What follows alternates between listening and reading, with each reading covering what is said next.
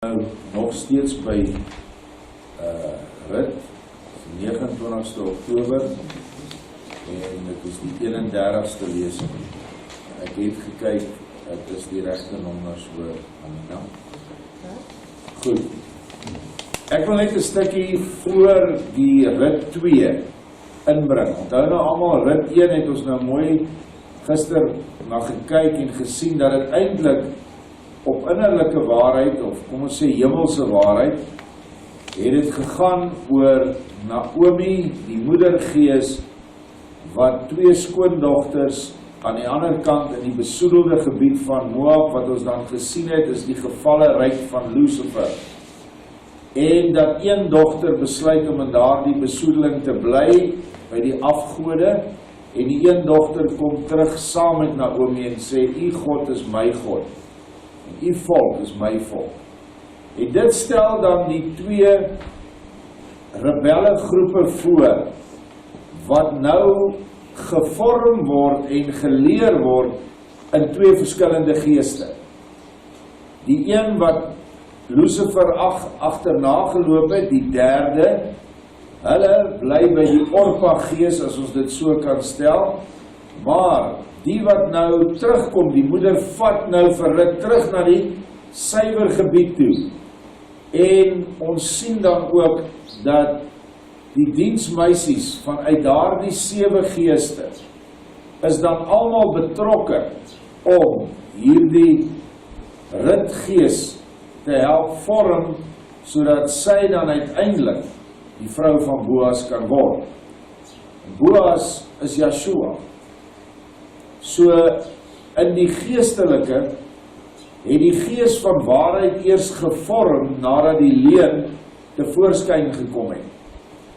Die wat in die leuen gebly het, was vir ewig verlore, maar die wat gesê het, maar hoorie Lucifer, jy is nie ons vader nie, ons het 'n vader bo jou, jy is net 'n geskapene, en wat nou die ritgees in hulle ingeneem het, naamlik die waarheid, wat nou vanuit die moeder Naomi het dan was die hoofbron van insig, wysheid, liefde, al die eienskappe van die goddelike moedergees.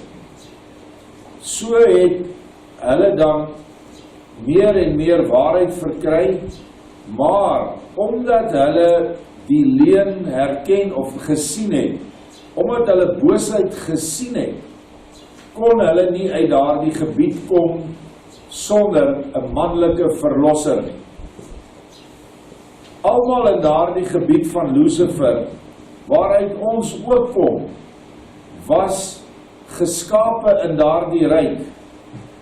Heel moontlik voor sy val, anders sou ons nie hierdie goed aangegryp het nie.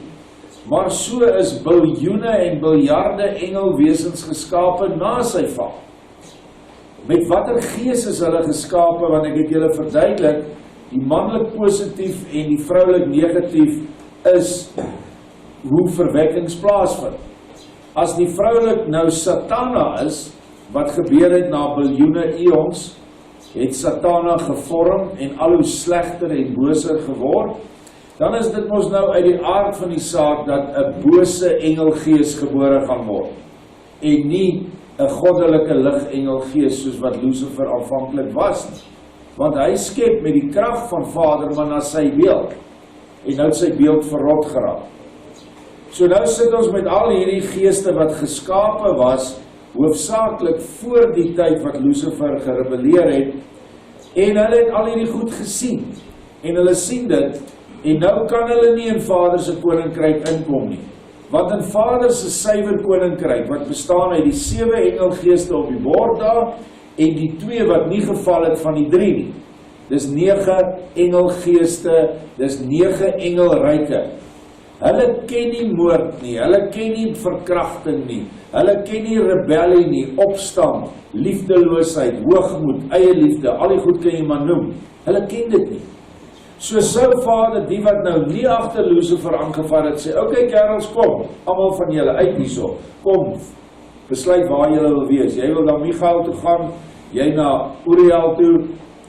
Hy kon nie, want dan bring hulle die kennis van boosheid na 'n plek toe wat net die boom van die ewige lewe geken het, naamlik die goddelike moedergees. Want hulle sou dan met hierdie gees en hierdie kennis die hele ryk van Vader besoedel het. En hy moes hulle afseël daar binne. So 'n baie mooi teebeeld van dit is Adam en Eva in die tuin van Eden. Stel dan voor Lucifer en sy skepende gees. Dis 'n sinnebeeld. En Vader, die hele Bybel is vol sinnebeelde en verborgenhede en gelykenisse. Uit Eva en Adam ontstaan een seun. En let wel, gaan kyk maar in Genesis 4 vers 1. Adam het sy vrou beken en Kain is gebore. Almal sê Satan het haar beken en Kain is gebore. Nee, Satan, Nagash het haar beken, maar daar was nie 'n geboorte nie, daar was net 'n besoedeling in die baarmoeder. So daar het Satan saad in die baarmoeder agtergebly. En so is Kain die moordenaar van sy broer Abel toegebore. Abel word vermoor deur Kain. Sien julle die sinnebeeld? Die derde rebellegeeste is Kain. En hulle maak die 2/3 in aanhalingstekens dood. Want hulle kan nie daar uit nie. Hulle sterf eintlik in hierdie ryk. Maar net soos wat Abel na die doderyk toe gegaan is en onderrig is deur engelgeeste, so het Vader ook die Abelgeeste wat nou vasgevang was in die gevalle ryk van Lucifer, het hy hulle dan nou ook met die 7 aardsengelgeeste ensovoorts gevoed in die doderyk vir 4000 jaar, totdat die Set gekom het. En van Set sê Eva, dankie Jahwe, u het vir my 'n ander saad gegee.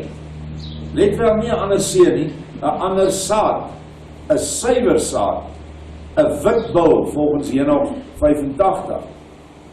En dit is Yeshua wat sou kom, wat die hele verdorwe saadlyn geestelik en vleeslik vir ons nuut sou maak, en 'n nuwe saadlyn ontstaan dan uit Yeshua in die gees, deurdat ons maagdelik rein kan word voor hom, deur ons sonde wat hy vergewe het, as ons dit vra, die verlossing wat hy vir ons gekoop het, en nou kan ons met hom in die huwelik tree. En nou kan die saad voortbestaan. En so sif Vader dan die Kain en Abel tipes uit, deur hulle na hierdie aarde toe te bring. En hier het jy 'n vrywillige keuse. Kies die boom van die kennis van goed en kwaad, Satan se gees, of kies die boom van die ewige lewe, die trooster, die waarheid, die gees wat Yeshua vir ons uitgestort het. Dis mos so eenvoudig. Hoekom sukkel ons mense, hoekom sukkel die hele wêreld hiermee? En allerhande goed wat hulle vir ons probeer voorhou, en dat ons nie ons saak moet suiwer hou nie, en dat ons nie binne Vader se orde moet wees nie. Hoe op aarde kan ons Vader 'n wanordelike skepping nou op hierdie aarde duld, terwyl hy dit eers geduld het in die geestesfeer? So, orde is verskriklik belangrik. Nou in Henog 9:48 vers 1 is daar so 'n bietjie van 'n verduideliking, wat hierdie ding van Naomi, Rut en Naomi, Orpa, wat ons nou eenkant toe sien, die besoedelde gees wat agterbly, kan sien. In daardie plek het ek die fontein van geregtigheid gesien. Henog is in 'n verrukking, in 'n hemelse toestand, en hy sien die fontein van geregtigheid wat onuitputlik is. En dit is die oermoedergees. Dit is die oergrondpool van Vader se liefde wat hy in die Nuwe Bybel beskryf. Dit is sy vroulike, negatiewe pool wat soos 'n fontein uitstroom. Nou wat stroom uit hierdie fontein uit? Nie net water nie. Hier stroom planete, sonne, heelalle, muggies, olifante, grasse, bome, alles wat jy aan kan dink in die skepping stroom uit hierdie fonteine. En rondom haar was baie fonteine van wysheid. En almal wat daar dors was, het van haar gedrink en is met wysheid gevul. Hulle woonplek was by die regverdiges en die apartes en die uitverkorenes. So hierdie fonteine van wysheid, ons ken nou 7, daar is hulle op die bord. Dis die 7 aardsengele se geeste, plus die 2 wat nog bokant hulle is. Dit is die fonteine van wysheid. En waar werk hulle nou? Sirach 24 sê die wysheid self. Ek is in Sion, ek is in die tabernakel en ek is daar gevestig. So hierdie wysheidsgees of geeste werk deur die engelgeeste met ons nou waar ons sit. Kan ons al hierdie goeie gedagtes inkry? Nou sit en luister jy dalk vir my en skielik kom iets maar, yes, kyk net, pas hierdie ding nou in mekaar. Wie dink jy het dit nou gekry? Jy? Nee, dis die geeste van Vader, wat net een gees is, maar verskillende eienskappe soos geduld, erns, daar op die bord is dit orde, liefde, wysheid ensovoorts. Daardie uur is die seun van Adam benoem voor die aangesig van die Elohim van die geeste, en is sy naam voor die hoof of die oue vandag genoem. Nou wil ek hier 'n korreksie of 'n regstelling maak van die boek van herinnering wat nog gedoen moet word, wanneer Vader hopelik eendag vir my die tyd sal gee. Die Elohim van die geeste is die moeder. Is die God van die geeste. En die hele boek van Henog het ek deurgegaan en dit is die moedergees wat praat, net soos wat die moedergees is wat met Jeremia en Esegiel praat. 'n Mens moet net fyn gaan kyk. Die moedergees wat Exodus gedikteer het, gaan lees maar. Dit sê die wysheid self. Dit is die faset van die moeder. Dit is hierdie gees van wysheid wat nou by ons is. Dit is moeilik om al hierdie goed te dink. Aan die een kant moet jy dink die gees is een, maar nou moet jy dit ook dink as verskillende fonteine van wysheid. Alles ander fasette, ander vlakke, want die mens het geval na 'n vlak toe wat hy heeltemal plat op die materie is. En nou moet die mens opgerig word weer na sy geestelike vlak, dat ons weer kan deel word van daardie geestesryk. En ek het voorheen verduidelik dat ons hier wat hier sit, wat bruidskap begeer en wat dit gaan kry, neem die plek van Lucifer en sy gees in die heelal, bokant daai 7 aardsengele. Dit is die belofte wat Vader vir ons gee. Dit is eintlik ongelooflik. Ja, voordat die son en die tekens geskep is, voordat die sterre van die hemele gemaak is sy naam genoem voor die Elohim van die geeste. Hy sal 'n staf vir die regverdiges wees, waaraan hulle kan anker, sodat hulle nie val nie. En hy sal 'n lig vir die nasies wees, en hoop vir die met 'n bekommerde hart. Almal wat op die aarde woon sal neerval en hom vereer, hom prys en seën en feesvier met sang, voor die aangesig van die Elohim van die geeste. Waar is die aangesig van die Elohim van die geeste? In ons hart. Dis die trooster. Dis die vermaaner. Dis daai stemmetjie wat vir jou sê, jy's besig om droog te maak. Of dis die stemmetjie wat sê, dankie Yeshua, ek het nou weer iets gekry. Dis die gees. En Yeshua moet kom, want Naomi en Rut is vrouens. Geeste van wysheid is vroulik. En die verlossing kan nie plaasvind sonder 'n man nie. Dis hoe Vader se orde werk. Die negatief alleen kan nie opereer as daar nie 'n positief is waarmee sy kan verbind nie. En ek het julle al hoeveel keer van die battery vertel. So om nou krag te verkry, sodat die gevalle geeste, wat nou deur 'n vleeslewe op aarde kom, om hulle terug te kry in die onbesoedelde ryk, moes daar 'n man wees. En hierdie man moes die offer bring. En hy is Yeshua wat dit vir ons gebring het. En so het hy die oneindige lang gevalle ryk, waar al hierdie engelgeeste nog steeds lewe, wat nog nie deur die aarde gegaan het nie, en toevallig wat smag om deur die aarde te gaan, maar Yeshua sê, hy is nie meer geskikte houers nie. Hy kan toch nie hierdie mense wat smag, of hierdie wesens wat smag in die hemele, hulle wil aarde toekom, in Soweto gaan neerplak nie, in 'n baarmoeder daar nie. Hulle gaan geen kans op lig hê nie. Nog minder in New York, nog minder in enige land in die wêreld. Europa is die mees giftigste satansnes wat op aarde is. So sien julle die probleem. Yeshua moes kom en hierdie plan van die 1000-jarige vrederyk waar daar nie meer een ouerpaar gaan wees soos Adam en Eva nie, maar dit sê ek 144.000 ouerpare. Dis hoe dit vir my lyk. As dit verkeerd is dit dan nie die helfte daarvan. Kan julle dink hoeveel mense gebore gaan word uit 144.000 ouerpare in 1000 jaar? Veral as jy nog 1000 jaar lang leef, want dis wat hy gesê het. So hier gaan 'n oneindige klomp mense op die aarde wees, wat almal suiwer gaan wees in die begin. Heel aan die einde dan gebeur iets, en dan word daar ook maar besoedeling ingebring. En dit is die hele doel, dat hierdie gevalle geeste van die ritkant, dat hulle kan kom, en deur Boas, wat ons nou nog gaan van leer, dat hulle verlossing kan kry. Daarom is hy verkies en verborge voor hom, van voor die skepping van die wêreld af, en vir altyd. Die wysheid van die Elohim van die geeste het hom openbaar aan die apartes en die regverdiges. Dink aan die gees van wysheid wat in die grot in die baba Yeshua ingegaan het.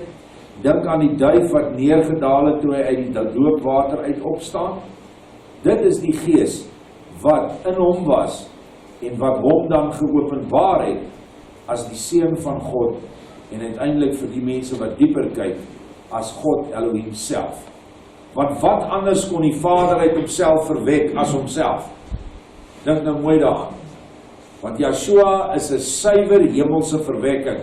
Daar was nie 'n engel wat met haar gemeenskap gehad het nie. Sy is nie deur Josef bevrug nie. Al hierdie stories hoor jy. Die embryo volgens Ode van Salomo 19 is volkome geformeer in die hemele tussen 'n saadvermenging tussen die Vader as die manlik positiewe en die Elohim van die geeste as die vroulike negatiewe. En daardie embryo is gebring deur Gabriël en binne in die maagd geplaas. Hoe? Weet ons nie. Maar ons doen dit dan met beeste, met perde, met skape, ons doen dit. Ons doen dit dan met mense. Mense gaan en hulle kan nie kinders kry nie, dan gaan hulle na so 'n plek toe en dan word 'n embryo, hy kan kies watter saad hy wil hê, die saadselle van die vrou word geoes, of die eierselle, en dan word daar 'n baba verwek, so dis nou moontlik. Hoekom is 'n maagdelike geboorte so onmoontlik om te glo deur die geleerdes? Want die professore hier by Unisa lag dit uit, by Monde, Sakkie Spannenberg, en ek het 'n video oor dit, wat ons versprei, oor hierdie drek teologie van die geleerdes. Ons gaan aan. Die wysheid het dit openbaar. Hy bewaar die lot van die regverdiges, want hulle het hierdie wêreld van ongeregtigheid gehaat en verag. Ja, hulle het al die werke en weë in die naam van die Elohim van die geeste gehaat. Want in sy naam is hulle gered. En volgens sy suiwer wil was hy ter wille van hulle lewens. Jy moet die ongeregtigheid en sonde haat. Jy moet nie die sonde daar haat nie, maar dit wat hulle doen moet jy haat. En jy moet wegkom van al die wêreldse goed wat vir ons in die skrifte tog duidelik is. Ons weet wat dit is. Al die begeertes van die vlees. 'n vriend van my, Ben Marie, het altyd gesê, daar's nie 'n sonde op aarde wat nie lekker is. Al die sondes is lekker. En dit is juist daai lekker wat oorwin moet word. En wat ons nou in onsself moet doen. En wie help ons? Die Elohim van die geeste help ons. Die troosterfontein wat nou vir ons uitgestort is. Joel 2, Handelinge 2 sê dit. Al hierdie goed kan teruggaan na al die skrifte in die Bybel met betrekking tot die trooster. Nou ja, rit 1 het waar ons gister opgehou het, gaan ons nou aan en ons lees daar, ek let die herhaal daai vers, so het Naomi dan teruggekeer en Rut die Moabitiese, haar skoondogter wat saam met haar uit die veld van Moab teruggekom het, en hulle het in Bethlehem gekom in die begin van die garsoes. Nou saam met daai vers wil ek die heel laaste vers op die papiertjie lees, Rut 2 vers 10. Dis nou nadat hulle is al terug by in Bethlehem. Toe val sy op haar aangesig en dis nou Rut en buig na die aarde toe en sê vir hom, dis vir Boas, waarom het ek guns in u oë gevind dat u in my belangstel, alhoewel ek 'n uitlander is. Nou in Hebreëus, toe ons die boek van herinnering vertaal, was daar 2 woorde van mense wat nie van Israel is nie. Die een word genoem uitlanders, dis 'n Hebreëse woord, ek kan dit nie onthou vandag wat dit is nie, ekskuus. En die ander is volksvreemde. En die ou Bybels het dit as een beskou. Hulle het nie die verskil opgetel. En daar's 'n geweldige groot verskil tussen 'n uitlander en 'n volksvreemde. As hier môre 'n Duitser na ons toe kom, of 'n Noorweër of 'n Vlaam, waar gaan hy? Hy kom, hy raak deel van ons. Maar sal 'n Nigeriër of 'n Oegandees, sal hy deel van ons word? Nee, want hy's 'n volksvreemde. Dis die verskil. Daar is nog 'n bewys, maar dis nie in die Bybels reg vertaal nie, dat Rut nie 'n baster was nie. Sy was 'n blanke vrou, wie in elk geval Naomi se man en sy nie sou toelaat dat hulle seuns met basters trou nie. Ek noem dit net dat julle doodseker is waarvan ons praat. Rut is 'n blanke meisie van 'n blanke gesin wat in Moab gebly het. Sy kan dalk uit Sem afstam, of uit Jafet, ek weet nie. Ek wil Moses het met Sipora getrou. Sipora was nie 'n Israeliet nie. Sipora, se pa, was 'n edelman, nog uit die oerstamme, of nie oerstamme, maar lang terug, uit Sem se lyn uit. En Moses kon met haar trou. Jou klomp het nogal dikbek geraak, sy broer en sy suster, Aaron en Miriam. Wat gebeur toe met hulle? Die een word getref met melaatsheid. En Vader gee hulle baie ernstige waarskuwing. So Vader sou nie sy eie wet gebreek het nie. So hulle was verkeerd. So dis die dinge wat ek so byvoeg, want wanneer jy met mense praat, dan sê hulle Sipora was 'n baster en Rut was 'n baster. Yes, Tony. Daardie wat hulle ontevrede was omdat hy van tevore ons 'n soort van in die erf verbind was met hom. Ja, met Adoni. Ja, nie Adonai nie, Adoni. Maar daar staan in die boek van opregte, vir 40 jaar het hy nie eers sy aangesig vir haar gewys nie. Nie by haar ingegaan nie. Daar's 'n vers wat sy self kerm daaroor. Sy sê, hierdie Moses het nooit na my gekyk of my eers as 'n vrou gekyk nie. Dit was maar 'n tipe van 'n mahala geskenk van die koning van die Kasiete. Het vir hom die vroulike kasiet gegee. Dis wat my nou maar goed nie. Nou skryf ek hier ietsie, moet nie verward raak nie. Want die geestelike trek, onthou nou die trek van Naomi en Rut terug, is presies dit. Dis 'n geestelike trek. Rut het eintlik agtergebly by haar gestorwe huis in die besoedeling, maar sy het nou net haar bereidheid betuig teenoor haar moeder, die fontein van geregtigheid, dat sy huis toe wil kom, terug na die vaderhuis van brood. Die begin van die garsoes is ook insiggewend. Gewoonlik word kinders van die koninkryk met koring vergelyk, terwyl gars 'n minderwaardige oes is vergeleke met koring. Dis nou maar geestelik, né? Gars is ook iets wat jy kan eet, maar in die geestesterme is koring 'n superieure saad.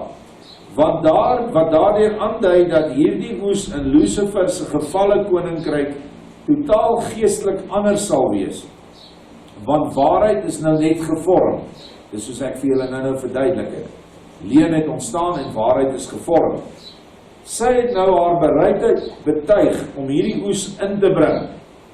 Die volgende gedeeltes van Rut moet nou biddend en geestelik gelees word, aandagtig aan die gees van waarheid, wat vir miljarde eons in en met hierdie 2/3 behoudende engelwesens in Lucifer se ryk in gevangenskap was.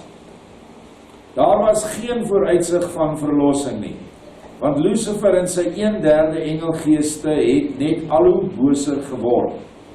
Maar helaas Vader het 'n ander plan gehad en hy gee innerlik die instruksie aan die moedergees Naomi om Rut as volg te lei na Boas, die teebeeld van ons verlosser Yeshua.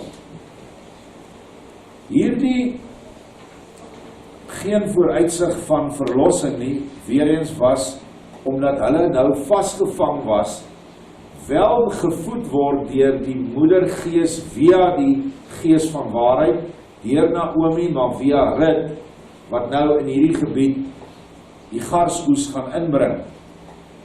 En nou die volgende verhaal is nou waar hulle oor die gebied getrek het, waar hulle nou in Bethlehem aangekom het, soos ek gister gesê het, die huis van die brood, en nou word die brood Yeshua se huis gevorm deur Rut. Rut moet julle nooit vergeet nie, is 'n weduwee. Sy sonder man. En nou dat jy hierdie kennis het, innerlike geestelike kennis, kan jy die boek Hooglied weer gaan lees. Bitter min predikers preek oor die boek Hooglied, want hulle verstaan dit nie.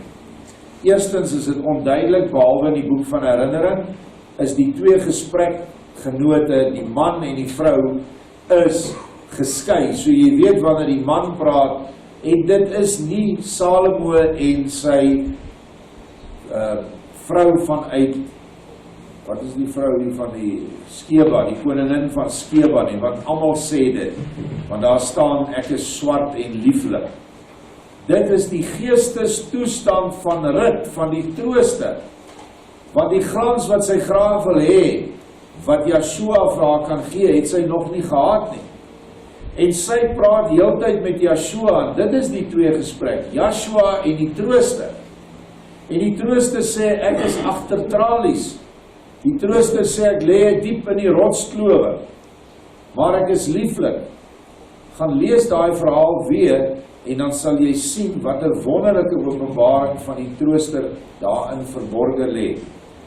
Ons gaan aan by Rut 2, ons sal nie die hele een doen nie, ons sal net 'n deel doen. En Naomi het 'n bloedverwant gehad van haar man se kant, 'n vermoënde man uit die familie van Elimelech, wie se naam Boas was. So hy was of 'n neef, of 'n oom, of iets gewees van haar man. Dit is baie belangrik, want in Israel het die bloedlyn baie sterk getel in daardie tyd.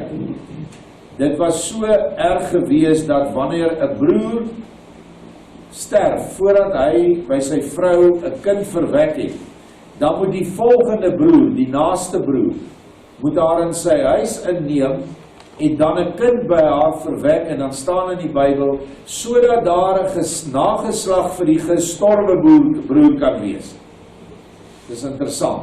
Nie 'n nageslag vir die broer wat nou verwek het nie, maar vir die broer wat dood is, sodat sy naam en ere herstel kan gehou word. En as daar nie 'n broer was nie, dan word dit 'n naaste vriend, 'n geestelike broer gebruik. En dit is 'n baie ou gebruik in Israel gewees, wat Yeshua weer in Lorber vir ons kom herhaal het, en weer presies net so gegee het, en daar klim omtrent 60% van die Israeliete uit die bus uit, en kry omtrent die piep, toe hulle dit lees. En dit is versprei in 'n boek met die naam van die Ramshoring, deur 'n man wat betrokke was met die vertaling van die boek van herinnering, en so deur hierdie spesifieke verhaal hier, wat presies verwys na die wet toe, het honderde mense hulle rug op die nuwe openbaring gekeer. Ek moet dit noem, want dit is goed wat gebeur het, dit is geskiedenis wat dalk verlore sal gaan. Want daar staan in die nuwe openbaring in die boek van Lorber, ek weet nou nie watter een nie, dat as die man onvrugbaar is, dan moet hy 'n broer of vriend kry, om dan vir hom 'n vrug te verwek. En hier skree almal hoerery. Want dit staan dan in die wet. As die man doodgaan, moet die broer die vrou vat. Maar wat nou as die man se saad doodgaan? Is dit nie ook dood nie? Natuurlik is dit dood, want hy kan onmoontlik 'n kind verwek. Ek noem dit net, dat julle die lossingsreg sal verstaan, wat in die Bybel gebruik was in Israel, en wat van krag was in hierdie tyd van Rut. En laat ek vir julle sê, die lossingsreg sou nooit kon toegepas word as Rut 'n baster was. As nie eens 'n manier nie. Boas sou nooit so iets gedoen het. En Rut, die Moabitiese, het vir Naomi gesê, laat ek tog die aarde ingaan en are optel agter die een in wie se oë ek guns sal vind. Toe antwoord sy haar, gaan my dogter, Wie is die are wat sy wil gaan optel? Are is mense, en in hierdie geval is are engelwesens. Gevalle engelwesens wat nie agter Lucifer aanloop nie. Kan julle dit sien? Dis die oeslam, dis waar sy wil gaan werk. Dit is die gas. Die ander is die bastardkoring wat agter Lucifer aangegaan het. Hulle lyk soos die regtes, maar wanneer hy 'n vrug dra, draai 'n pikswart koringaar. Ek weet nie of die gars ook dieselfde het nie, maar sy gaan are optel agter die mense wat nie agter Lucifer aangegaan het nie. Daarop het sy heen gegaan en gekom en are opgetel op die land agter die snyers. En toe kom sy op 'n stuk land af wat behoort aan Boas uit die familie van Elimelech. En Boas het juis van Bethlehem afgekom en aan die snyers gesê, mag Jahwe met julle wees, en hulle het hom geantwoord, mag Jahwe u seën. Daarop sê Boas aan sy dienaar, die opsigter oor die snyers, van wie is hierdie jong vrou? En die dienaar, die opsigter oor die snyers, antwoord en sê, dit is die jong Moabitiese vrou wat saam met Naomi uit die veld van Moab teruggekom het. Kyk hoe mooi is dit. Dit is die trooster wat saam met die oermoeder teruggekom het uit die gevalle ryk van Lucifer. En sy het gesê, kan ek maar are optel en insamel by die gerwe agter die snyers. Sy het toe gekom en gebly van vanmôre tot nou toe. Sy het maar min daar in die huis gesit. Dis logies, want sy is nou 'n nuweling. Dit was maar die gebruik in daardie tyd. Die oes is nie met 'n stroper afgehaal nie, met 'n Klaas of 'n John Deere nie, met handsekels, met sulke klein goedjies wat jy sny. Jy vat 'n bondel en dan sny jy. Ons ou manne, ek dink Dries, ons het almal met sekels gesny in die ou tyd. Het ons die koring so afgesny. En dan val daar maar are agter. Dan kom die arme mense, dan tel hulle dit op en dan gaan vat hulle dit huis toe en dan maal hulle nou al die koring uit en dan maal hulle dit. Dit was die gebruik vir die arme mense. Hy sê dit is sy vers 7 en sy het gesê, kan ek maar are optel en insamel by die gerwe agter die snyers. Sy het toe gekom en gebly van vanmôre af tot nou toe. Sy het maar min in die huis gesit. Toe sê Boas vir Rut, luister tog my dogter, jy moenie op 'n ander land gaan are optel nie, en jy mag ook hier vandaan nie weggaan nie, maar jy moet jou by my diensmeisies aansluit. Kan julle die simboliek sien? Die diensmeisies in die vorige lesing, die wysheid het die huis gebou en die diensmeisies uitgestuur. Nou word die gees van waarheid Rut deel van die diensmeisies. En hy sê, moenie op 'n ander land gaan are optel. Bedoel ek dit, net in sy naam, in sy land, in sy oesland, gaan sy nou are optel. En dit is sekerlik so, dat die vers 7, dat sy min in die huis gesit het, omdat sy as troostergees alleen moes werk in hierdie gevalle ryk. Maar toe Yeshua bykom, dink daaraan, hoeveel het nou in hierdie land ingekom? Want toe is Adam geskep, en toe is hierdie aarde as 'n oesland gebruik om al die gevallenes wat vrywillig hiernatoe wil kom, sowel as die wat Vader nou gevat het van die gevallenes, die derde, hy het hulle heeltemal uit mekaar gestrip, daai siele, as ek die woord kan gebruik, en dan bring hy hulle weer by mekaar na miljoene jare, en dan word hulle in 'n liggaam geplaas. Het sy dit nou in 'n pre-Adamietse liggaam is, en het sy dit in 'n liggaam van 'n dier, of 'n plant, of 'n klip is, want alles het sieledele in, en of dit in die liggaam van 'n Adamiet is. Hy besluit self om in watter liggaam te sit. Nou, vers 9, met die oë op die land wat hulle afsny, moet jy agter hulle aanloop. Het ek die dienaars nie bevel gegee om jou nie aan te raak nie? En as jy dors het, gaan dan na die kanne en drink van die dienaars vir jou skep. Weereens, volledige toegang na alle water, wat nou deur Boas Yeshua kom. Dink aan die gelykenis van die kanne water, wat in verander is, in wyn, wat die wedergeboorte aandui, wat nog sou kom. Toe val sy op haar aangesig en buig na die aarde toe en sê vir hom, waarom het ek guns in die oë gevind, dat een my belang stel, alhoewel ek 'n uitlander is? En dit is dan nou waar ons ophou vandag, en môre gaan ons verder. Is dit daarom vir julle verstaanbaar? Interessant. Want het lyk so vir my of die goed nie vir die mense interessant is nie, want niemand rep 'n woord op die groepe nie.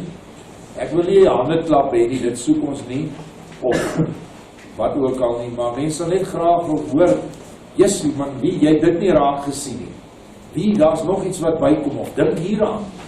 Want dit is asof dit net, die hele tyd oor die vroulikheid is, asof dit dood is op die groepe. En ek sal maar nou, Vader, maar vra of ons nog met verder aangaan met die groepe. Dankie.